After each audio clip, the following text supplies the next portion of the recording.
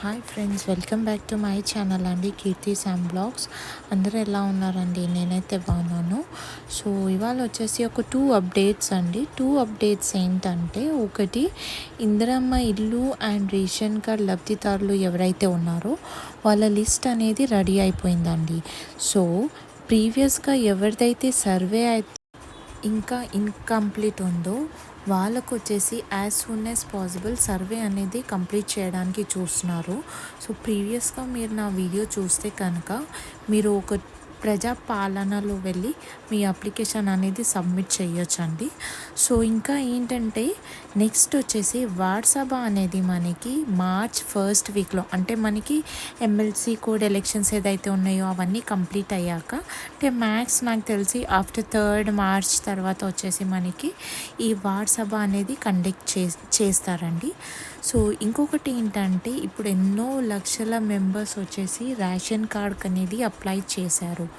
So దాంట్లో ఏంటంటే only eligible పర్సన్స్ని మాత్రమే సెలెక్ట్ చేశారు. అంటే అంత ప్రాపర్ వ్యాలిడేషన్స్ అయ్యాక, అంటే ఎంత అంటే 70,000 మెంబర్స్ని సెలెక్ట్ చేశారు ఫర్ రేషన్ కార్డ్.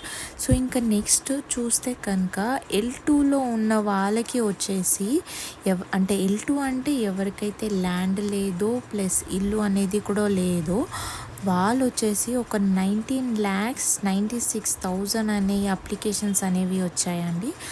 సో ఇందులో ఎలిజిబుల్ పర్సన్స్ని కూడా ప్రాపర్గా వ్యాలిడేట్ చేసి చెక్ చేసి రీవెరిఫికేషన్ అంతా చేసి వీళ్ళందరికీ వచ్చేసి ఎవరైతే ఇంతకుముందు లైక్ ప్రీవియస్గా కేసీఆర్ బిల్డింగ్ గురించి కూడా అప్లై చేశారో వాళ్ళకి కొందరికి ఇల్లులు అనేది కూడా రాలేదు కదా, అవన్నీ క్యాలిక్యులేషన్లో తీసుకొని ఆల్రెడీ ఎగ్జిస్టింగ్ ఏదైతే కేసీఆర్ బిల్డింగ్ అయితే ఉందో అందులో వాళ్ళని అలాట్మెంట్ చేయడానికి రెడీ చేస్తున్నారండి. సో ఇవంతా మనకి మ్యాక్సిమం అవ్వడానికి నాకు తెలిసి ఇంకా ఈ ఇయర్ ఎండింగ్ లోపు అయ్యే ఛాన్సెస్ ఉన్నాయి.